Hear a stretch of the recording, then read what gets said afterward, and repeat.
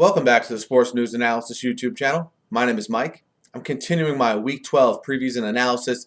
This video is for the game between the Miami Dolphins and the Carolina Panthers.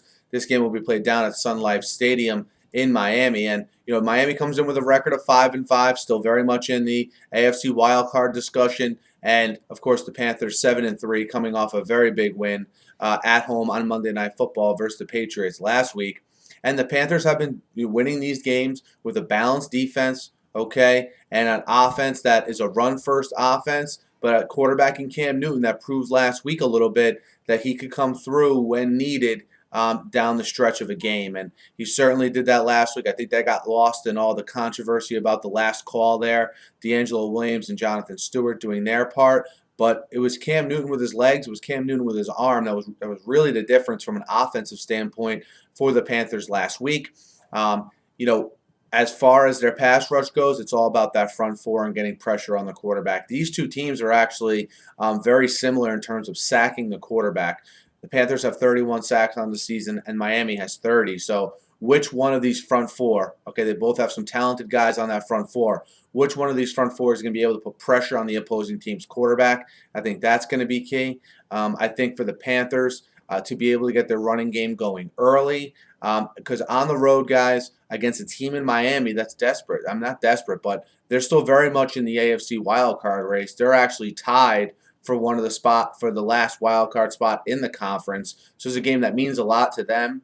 Okay, and Carolina, on the other hand, needs to keep pace with the Saints to set up those two big games later in the year with them. So a lot at stake on both sides, but I think more so for the Dolphins, who, with all this stuff swirling around them regarding the Incognito Martin stuff, you've seen that stuff sort of quell down a little bit in the media. They came out last week and got a big win at home versus San Diego, a team that was tied with them at the time in the AFC. So for Miami, it's the same old story. Can they protect Tannehill? He's been sacked 41 times this year, which is the most in the NFL. And also from a defensive standpoint, they have a pretty good pass defense.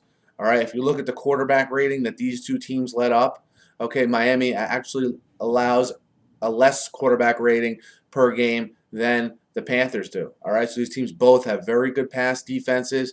I don't think Cam Newton will have a field day from a pass perspective on this Miami defense.